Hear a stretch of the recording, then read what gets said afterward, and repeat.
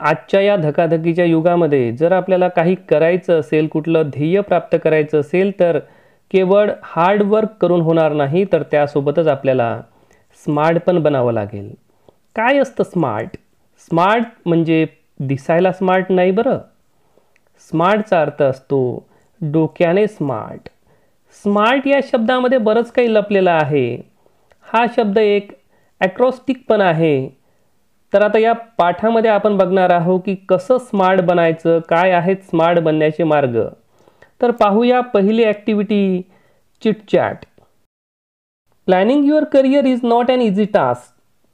आपल्याला आपलं career plan करायचं आहे, परंतु ही नक्कीच इझी टास्क नाही, ही सोपी गोष्ट नाही. जेव्हा आपल्याला आपलं करिअर घडवायचं असतं, कुठल्या करिअरमध्ये आपण जावं हे ठरवायचं असतं, त्यावेळेला there is a tremendous pressure on our head. There is a tremendous distress. तर हे प्रेशर आणि डिस्ट्रेस आपल्याला रिड्यूस करण्यासाठी काही चॉईस आपल्याला करावी लागते, काही गोष्टी निवडाव्या लागतात, काही गोष्टींकडे आपल्याला लक्ष द्यावं लागतं. तर त्या गोष्टींना म्हटलं जातं करिअर फॅक्टर्स. आपल्यामध्ये कुठल्या गोष्टी असल्या पाहिजे याबद्दलची काही माहिती. बघा या ठिकाणी एक पिक्चर आहे. त्या पिक्चरमध्ये आपण बघतो आहोत की skills, interest, abilities, personality traits, demands, financial gain, family, profession, future prospects. तर या सर्व गोष्टींकडे आपल्याला लक्ष द्यावं लागतं. आपल्यामध्ये कुठलं स्किल आहे, आपल्याला कुठल्या गोष्टीचा इंटरेस्ट आहे, आपल्यामध्ये कुठली ॲबिलिटी आहे, आपल्यामध्ये कोणते पर्सनॅलिटी ट्रेट्स आहे. जसं की आपल्याला समजा एखादा वक्ता बनायचा आहे, पण वक्ता बनताना तुमच्या स्पीचमध्ये एक ओघवतेपणा पाहिजे, प्रोनाऊन्सिएशनमध्ये स्पष्टपणा पाहिजे. ह्या जर गोष्टी नसतील, तुमची पर्सनॅलिटी आकर्षक नसेल, तर कदाचित तुम्ही ते बनवू नाही शकणार. त्यासोबतच डिमांड्स आहे की वेळेची काय डिमांड्स आहे, त्या करिअरची काय डिमांड्स आहे, आपण त्या करिअरमधून कितपत फायदा मिळू शकतो, आपल्या फॅमिलीचं काय प्रोफेशन आहे, त्याचा आपल्याला पुढे काय फायदा होऊ शकतो. करिअर निवडताना खूप साऱ्या गोष्टींची आपल्याला माहिती पण असावी लागते आणि अतिशय carefully we have to choose our career. So friend, these all are the factors which are very important while choosing a career. आता बघूया acrostic. An acrostic is a form of writing where the first letters in each of the lines form another word. For example, friend. जसं की काही words आहेत, जसं की faithful, respectable, inspiring, encouraging, noble, dependable. फ्रेंडचं acrostic काय? तर फ्रेंडचं acrostic faithful, respectable, inspiring, encouraging, noble, dependable. तर अशाच पद्धतीनं आपण इतरही काही ॲक्रोस्टिक्स बनवू शकतो. आता बघूया तिसरी ॲक्टिव्हिटी. या ॲक्टिव्हिटीमध्ये या ठिकाणी आपल्याला काही अंडरलाईन वर्ड्स आहे. ते अंडरलाईन वर्ड्स वर्ब आहे, नाऊन आहे की ॲडजेक्टिव्ह आहे, आपल्याला शोधायचं आहे. पहिलं, I walk to school every day. I walk, walk verb. I go for a walk every day. Go for a walk, या ठिकाणी वॉक आहे noun. They give me a gift every day. Gift, noun. You can gift her a storybook. You can gift her. Gift her, verb. It was sold as a gift pack. Gift pack हा एक word आहे, phrase आहे, त्यामुळं gift adjective. They bought a new house. New house सुद्धा एक phrase आहे, त्यामुळे new adjective. The water tanks leak. Leak या ठिकाणी verb. The old age home houses. Houses, verb. चला आता बघूया 1.4 Be smart. Let's begin the lesson. Champions aren't made in gyms. Champions are made from something they have deep inside them. Champions हे केवळ जिममध्ये गेल्याने बनल्या जात नाही, बनत नाही, तर ते बनल्या जातात त्यांच्यामध्येच काहीतरी जे असतं त्यातून. मग त्यांच्यामध्ये काय असतं? A desire, a dream, a vision. त्यांच्यामध्ये असते एक डिझायर, उत्कट इच्छा, तीव्र इच्छा. अ ड्रीम, स्वप्न. Something that is seen with naked eyes. उघड्या डोळ्यांनी जे पाहिल्या जातं आणि जे पूर्ण करण्यासाठी माणसाला झोप येत नाही, त्याला म्हणतात ड्रीम्स. आणि व्हिजन. व्हिजन म्हणजे बियॉन्ड द आयसाईट. एक असते आयसाईट आणि एक असते व्हिजन. आयसाईटमध्ये आपण जे आपल्याला आपल्या डोळ्यांनी दिसतं तेवढं पाहू शकतो, परंतु व्हिजन हे जे आपल्याला दिसत नाही, जे आपल्या डोळ्यांच्या दिसण्याच्या पलीकडे आहे, ते सुद्धा आपण पाहू शकतो, त्याला म्हणतात vision. They have to have the skill and will, but the will must be stronger. Champion बनण्यासाठी आपल्याकडे स्किल आणि विलसुद्धा असलं पाहिजे. स्किल म्हणजे कौशल्य, विल म्हणजे इच्छा. पण आपली will must be stronger than the skill, परंतु स्किलपेक्षा विल ही स्ट्रॉंगर असावी. Successful professional thrive in the same manner, आणि जे काही सक्सेसफुल प्रोफेशनल्स आहे ते सुद्धा याच प्रकारे सक्सेसफुल झालेले आहे. थ्राईव्हचा अर्थ आहे प्रॉस्पर. ते सुद्धा याच प्रकारे प्रॉस्पर झालेले आहे, समृद्ध झालेले आहे. We all have natural talent. If we use that talent to set our goal in life, we can easily get success in life. बघा, प्रत्येकजण नॅचरली टॅलेंट असतो. आपल्यामध्ये काहीतरी नैसर्गिक टॅलेंट असतं आणि त्या टॅलेंटचा जर आपण वापर केला तर आपण अतिशय इझिली सक्सेस मिळवू शकतो. We shall not achieve our goals if we do not take action to achieve them.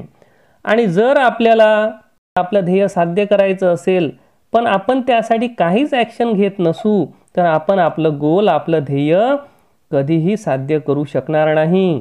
म्हणजे आपल्याला आपलं गोल, आपलं ध्येय साध्य करण्यासाठी ॲक्शन घेणं महत्त्वाचं आहे. कुठली तरी ॲक्शन आपण घेतली पाहिजे, तरच आपण ते ध्येय साध्य करू शकतो. Setting goals has to valuable assets. आता आपल्याला जे गोल सेट करायचं असतं तर ते करताना आपल्याला 2 व्हॅल्युएबल असेट्स असतात. अतिशय महत्त्वपूर्ण काही पैलू असतात. पहिला आहे a sense of originality. A sense of originality म्हणजे काय ओरिजिनल आहे ते ओळखण्याचा सेन्स. काय ओरिजिनल आहे, काय डुप्लिकेट आहे, काय खरं आहे, काय खोटं आहे, काय चांगलं आहे, काय वाईट आहे इत्यादी ओळखण्याचा सेन्स म्हणजे sense of originality. And a stepping stone to illuminate the path. आणि स्टेपिंग स्टोन, आणि आपल्याला असे काही स्टेप्स घ्यायचे असतात की ज्या स्टेप्सनं आपला पाथ इल्युमिनेट झाला पाहिजे, आपला मार्ग प्रकाशित झाला पाहिजे. तर आपला मार्ग प्रकाशित व्हावा या उद्देशानं आपल्याला काही स्टेप्स घ्याव्या लागतात. त्या स्टेप्स कशा असल्या पाहिजे? Stepping stone. स्टेपिंग स्टोन म्हणजे आपण अशा ठिकाणी आपलं पाऊल ठेवलं पाहिजे की ते पाऊल यशाकडे जावं. अशा पद्धतीचा स्टोन ज्यावर आपल्याला स्टेप करायचा आहे, स्टेपअप करायचं आहे. तर ह्या 2 गोष्टी आपल्याला महत्त्वाच्या असतात. Goals put one at the helm of life. आपले जे उद्देश असतात जर आपण ठरवले तर आपले उद्देश, आपली उद्दिष्टे, आपल्या जीवनाची सूत्रे आपल्या हातामध्ये घेतात. Put one at the helm of life म्हणजे आपल्या जीवनाची सूत्रे आपल्या हातामध्ये घेणे. Pursuing them acknowledges a better future situation.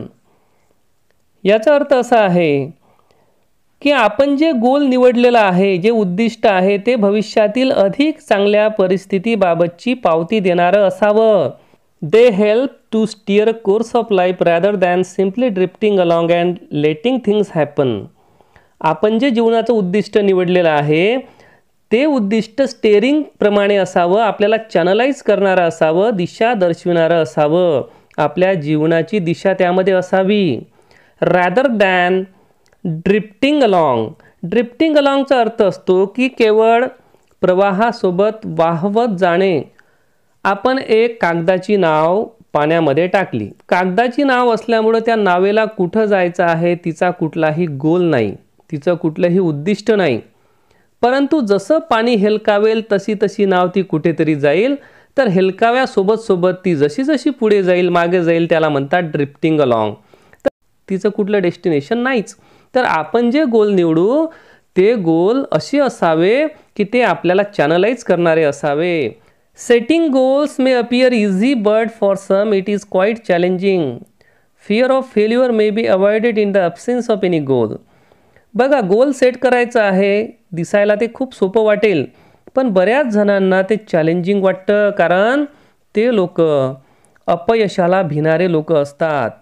Fear of failure may be avoided in the absence of any goals. जो गोल निर्धारित करेल एकतर तो सक्सेस होईल किंवा फेल होईल.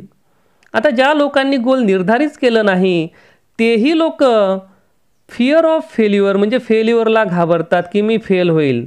तर या ठिकाणी म्हणायचं आहे की पहिले तुम्ही गोल तर निर्धारित करा. सक्सेस होऊ किंवा फेल होऊ हा नंतरचा भाग आहे. After all one has to decide what one wants to achieve in the end. आणि शेवटी प्रत्येकाला डिसाईड करायचं आहे की आपल्याला शेवटी काय अचीव करायचं आहे. To accomplish goal experts recommend a 5 step approach. आता बघूया तो अप्रोच काय आहे. बघा या पाठामध्ये आपण सुरुवातीलाच बघितलं की ॲक्रॉस्टिक. तर याही ठिकाणी SMART आपण बघतो की SMART सगळं बोल्ड लेटरमध्ये आहे, कॅपिटल लेटर्समध्ये आहे. स्मार्ट हा शब्द कॅपिटल लेटर्समध्ये आहे. तर या ठिकाणी स्मार्ट हा शब्द ॲक्रॉस्टिक आहे. तर कशासाठी ॲक्रॉस्टिक आहे? SMART goals are a methodology of thinking that helps people reach success. SMART stands for specific, measurable, achievable, realistic and time bound. या ठिकाणी स्मार्ट म्हणजे काय? स्पेसिफिक. एस म्हणजे specific, M measurable, A achievable, R realistic and T time bound. SMART goals have specific rubric. आता SMART goals जे आहे जे आता आपण पाहिले की specific, measurable, achievable, realistic and time bound. तर यांचं काही स्पेसिफिक रुब्रिक आहे. रुब्रिक म्हणजे गाईडलाईन. पहिलं specific involves identifying a specific area for improvement. तर आपल्याला जे आपलं गोल आहे, ध्येय आहे ते स्पेसिफिक करावं लागतं, विशिष्ट असं ध्येय निवडावं लागतं. त्यासाठी आपला एरिया, सेक्टर ते स्पेसिफिक असावं, विशिष्ट असावं, जास्त गुंतागुंतीचं असू नये. The more specific the area the more refined the achievements of one's goal can be. आपण निर्धारित केलेलं उद्दिष्ट हे जेवढं स्पेसिफिक असेल, जेवढं विशेष असेल तेवढं आपल्याला ते अचीव करायला सोपं जाईल. म्हणजे आपलं उद्दिष्ट हे स्पेसिफिक असावं. It makes it easier. ते त्याला इझी बनवते. काय इझी बनवते? आपण निवडलेलं स्पेसिफिक गोल. जर आपलं गोल स्पेसिफिक असेल, आपलं ध्येय स्पेसिफिक असेल, विशेष असेल तर ते इझियर बनवते. कशासाठी? To set parameters. आपल्याला काही मापदंड सेट करायचे असतात.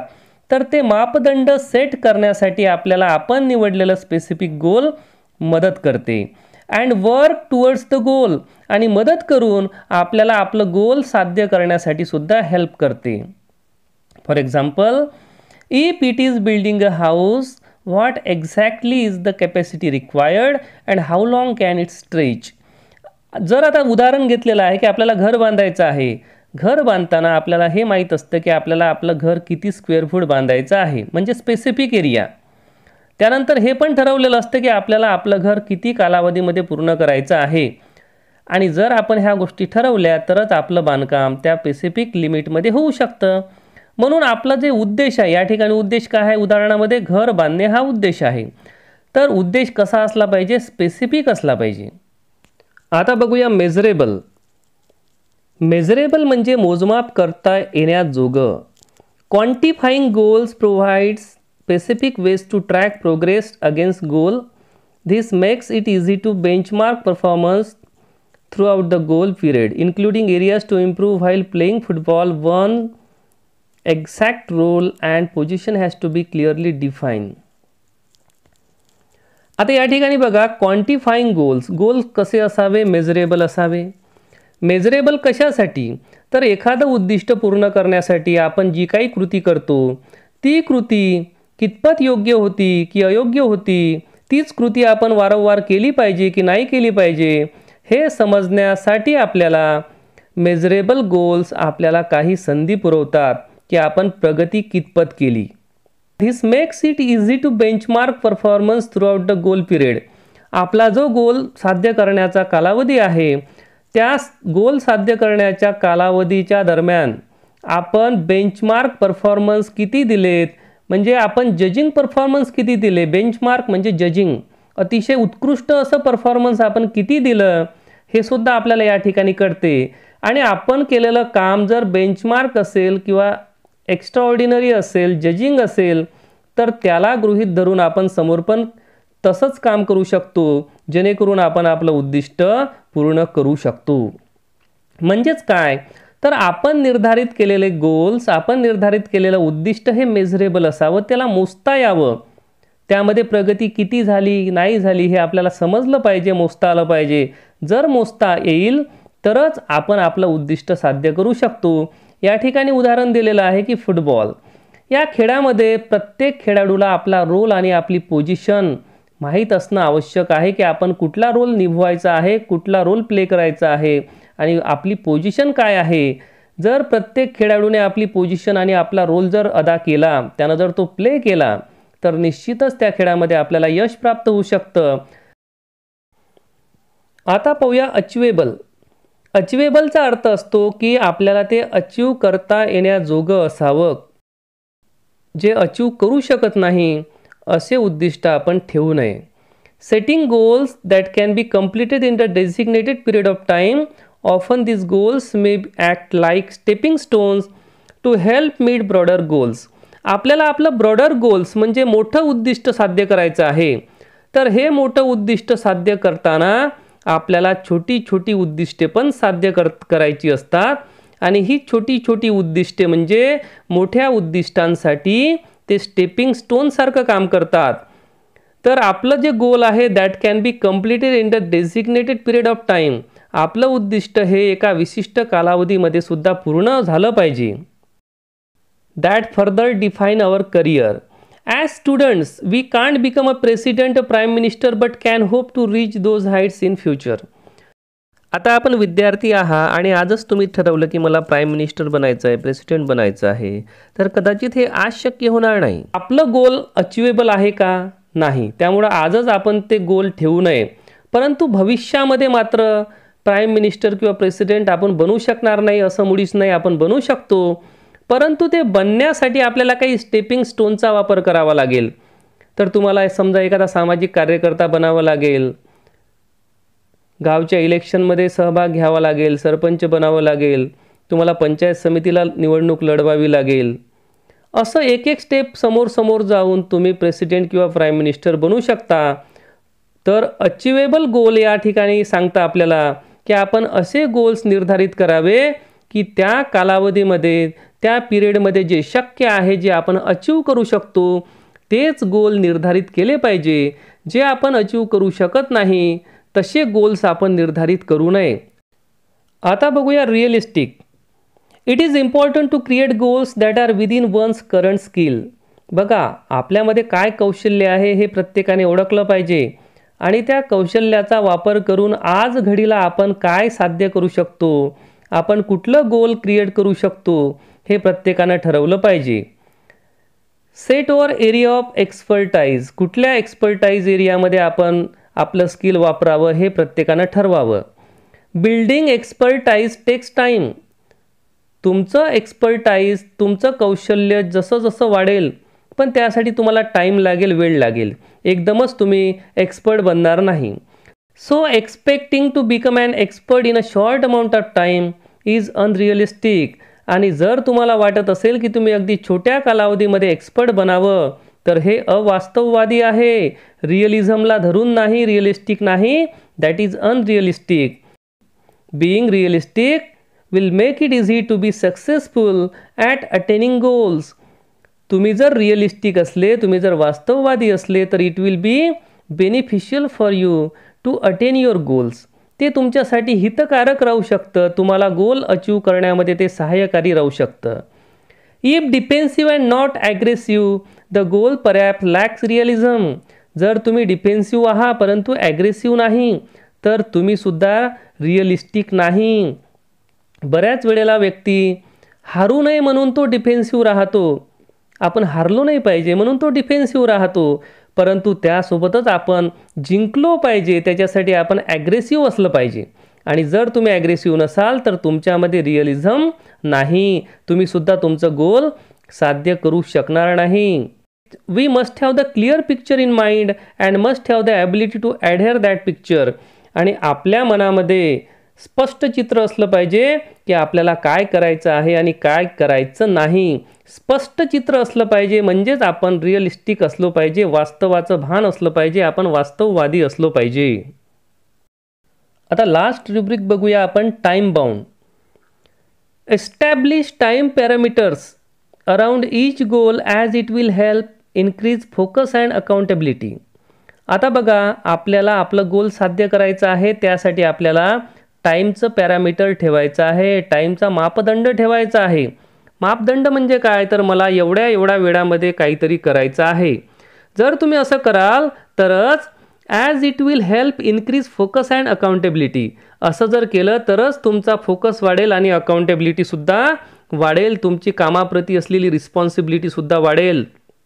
एक उदाहरण दिलेलं आहे, to reduce weight we know how to go about it.